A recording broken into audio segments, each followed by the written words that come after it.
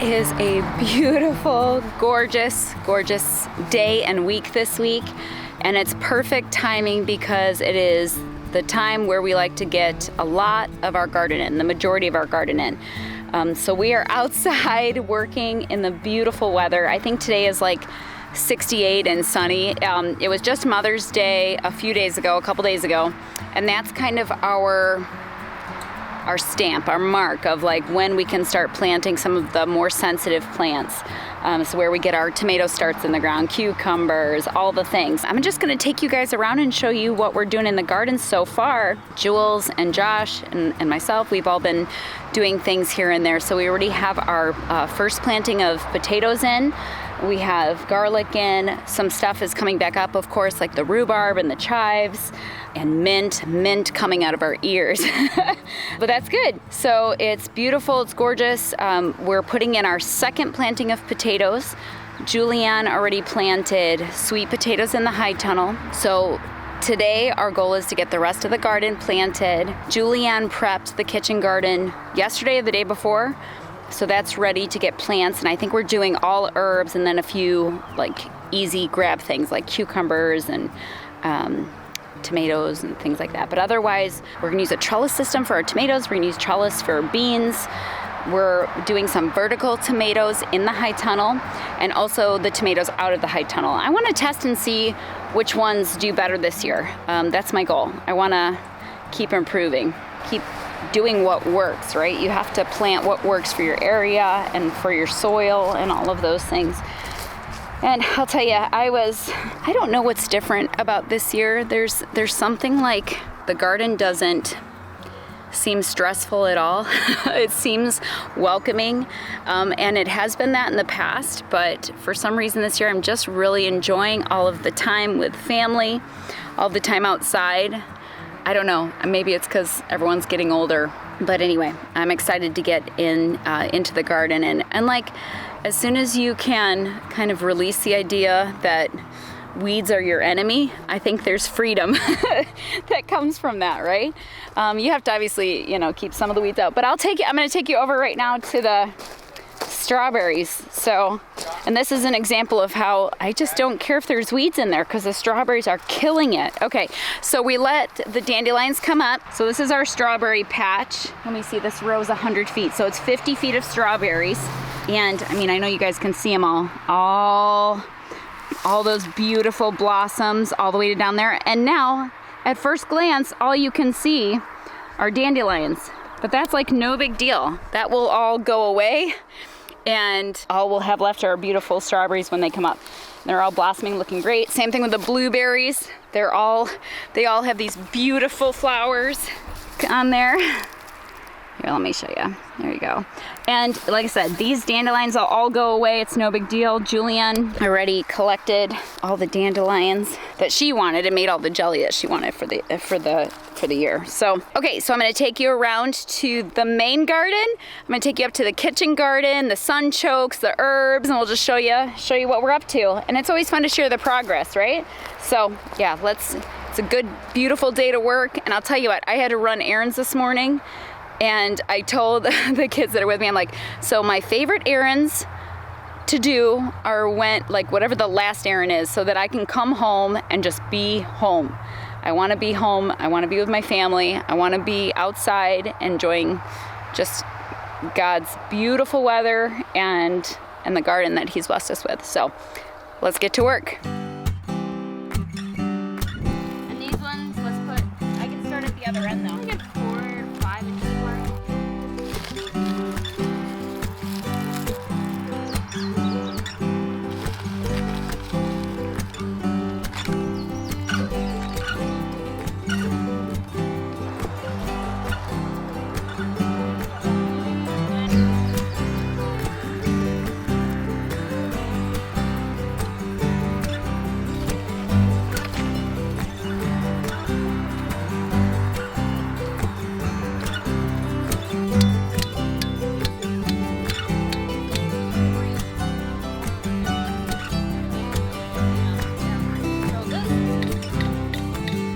I was just pondering this today about whether the garden was like a stress to me or something that was enjoyable. What is it to you? It's not really stressful at all. I find it enjoyable for the most part, except for like the weeds. The weeds. Even then though, it's nice to get out in the weeds sometimes in the peace and quiet. Yeah, because you'll come out with just music or listen to a podcast or video or something. Do you have a favorite thing that you grow? Not in particular. I like a lot of vegetables in general, so I like most of it. And we really only plant stuff that we like. So. That's true.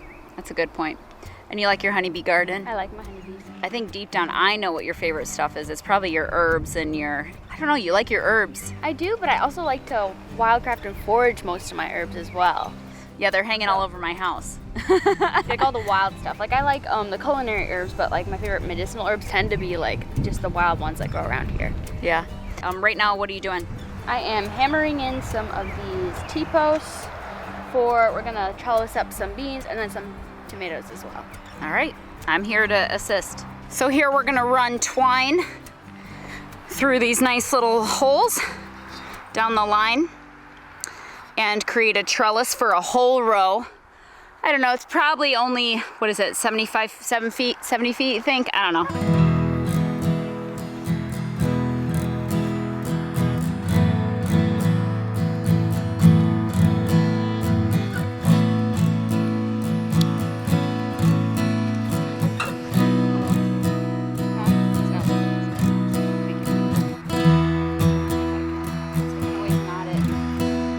So we've got our trellis set. We're just using these small little T-posts, that are in the ground with some twine across going all the way through. You can see it going down the line here. Don't judge me, it's not completely straight. So we're gonna do tomatoes and beans here. We have other trellises too. We don't have fancy trellises, but we have these cattle panels that we turn into nice little cages that help things grow. So.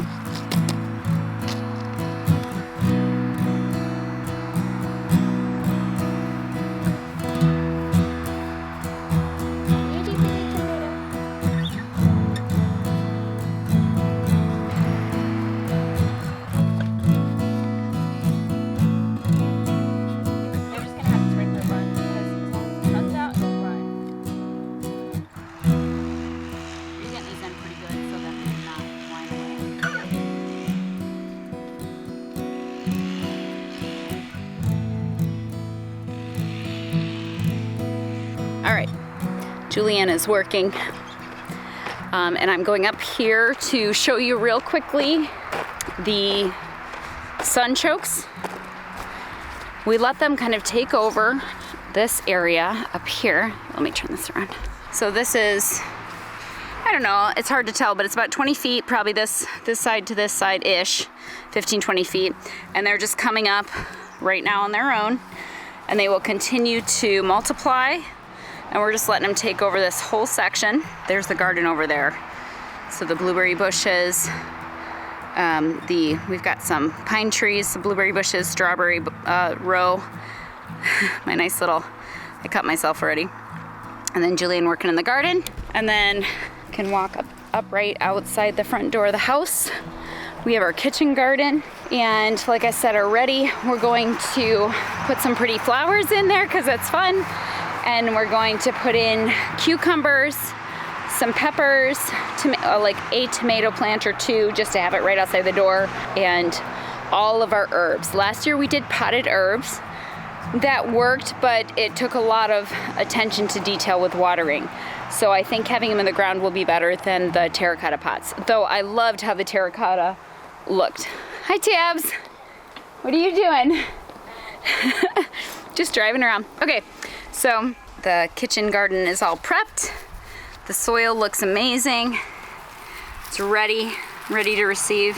It's wet, damp underneath, so that'll be perfect. So it's ready to go. We're gonna get everything in here today and just continue to work these next few days until everything is in. We are also direct seeding some stuff.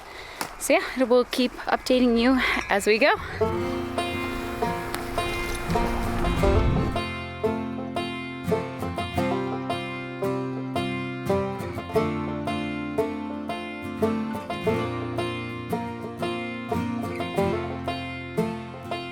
one thing, so Julianne started a bunch of plant starts, and we've been moving those inside and out. And then we were able to use our seed. We had enough leftover potatoes to have our own seed potatoes for this year, so that was exciting.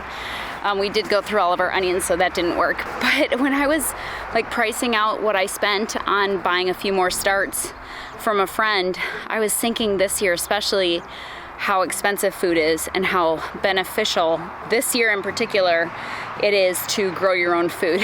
So if you think about it, for a whole bag, a small bag, but for a whole small bag of onion sets, it was $1.25, I think. And I mean, right now that's what you pay for one onion at the store. It's like, $1 something a pound. So think about that. I mean, we're gonna get tons of food for the cost of one item. And so I'm really excited. A little bit of elbow grease and hard work, and you get your money's worth out of your garden, and it's a great way to save money this year, especially with food prices how they are right now. All right, we're heading up to the kitchen garden to get that planted.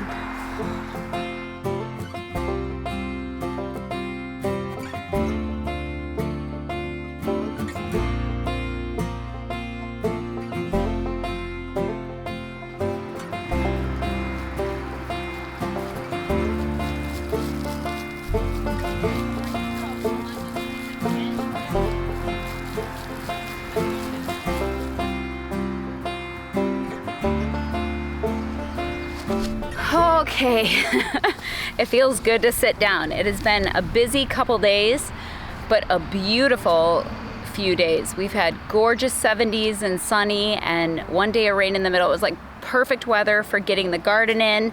It took Julianne and I think 3 different days for a couple hours each getting everything situated, but you have to take advantage of the weather, and that is such a good feeling to get it checked off your list that it's done. So we kind of made a last minute decision not to do any tomatoes in the high tunnel. We have the sweet potatoes in there for the summer, but everything is a little finicky in there. It gets so hot. Let's say if it's 80 degrees outside, it can get up to 120 plus degrees in the high tunnel. So it's very sensitive. You have to keep it watered exceptionally well, which is okay. We have the spring and the pump system set up, so that's a blessing. But we decided to stick with just the sweet potatoes in the high tunnel.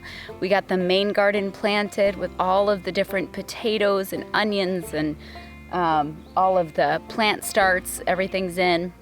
The kitchen garden, we kind of went just a fun direction this year with flowers and herbs and a few basics that we want to be able to walk out the front door and have a few things right there. Even Jesse and Tabitha decided that they wanted to have their own specific garden space this year. So they, I had them set up, because it's easy to lose track where your seeds are.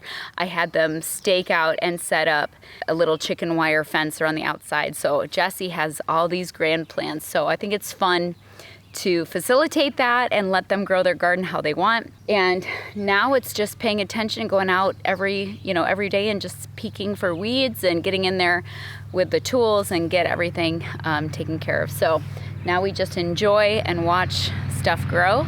And there's really no better feeling than walking out your front door or walking out to the garden and having fresh produce right there anytime you want. It really is a blessing and a treasure. And it's worth all of the work, right?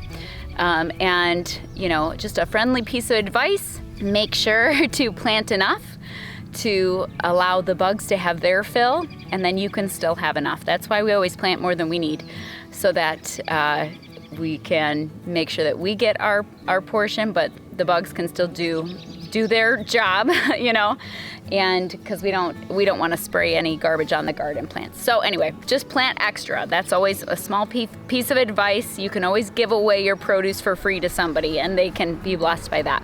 So anyway, hope you guys are doing great. I want to hear from you in the comments. What are you planting? What are you getting in the ground? Even if you're living in an apartment, what are you growing on your patio or in your windowsill? Let me know.